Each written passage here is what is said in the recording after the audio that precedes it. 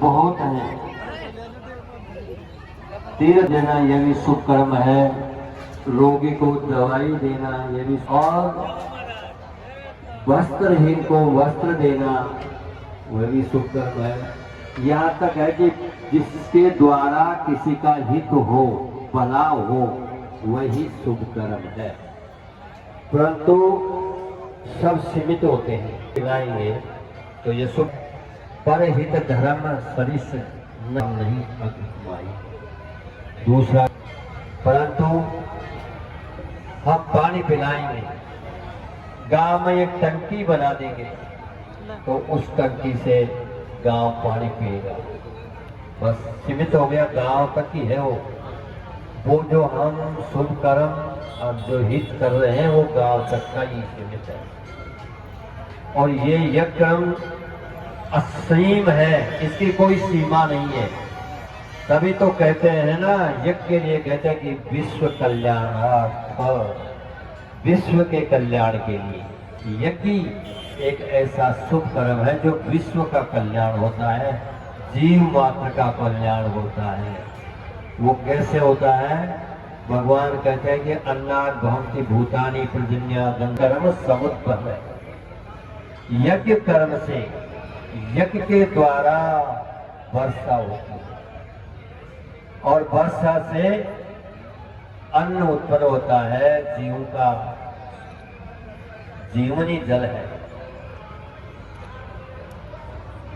और अन्न से सब जीव का जो है पालन पोषण होता है।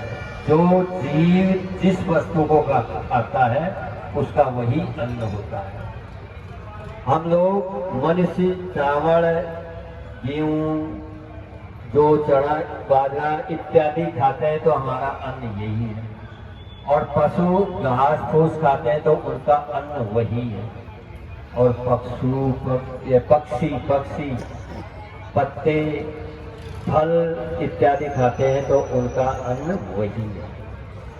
इसलिए जब वर्षा होती है तो आप यज्ञ तो यहाँ कर रहे हैं, तो ऐसा नहीं है कि भाई वर्षा यहीं ही होती है। मैं तो अभी रास्ता में इंदौर से भी फोन आ रहा था कि भारत वर्षा बहुत जोर की हो रही है, शादी है रक्षा करो, शादी में कोई बिगड़ने आ रहा। तो वर्षा से, यज्ञ से जो वर्षा होती है ना, वो सब जगह होती है।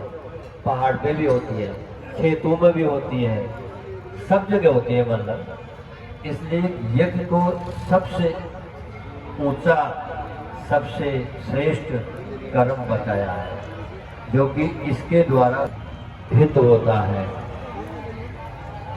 अब देख लो, प्रत्यक्ष में देख लो, इस वक्त तो कोई वर्षा का मौसम भी नहीं है, लेकिन आप लोगों ने जो है आहुति दी, इंद्र भगवान प्रसन्न हो गए और 2-3 रोज से जो है रोज नेम बना लिया कि आप लोगों को जो मौसम कितना ठंडा कर दिया।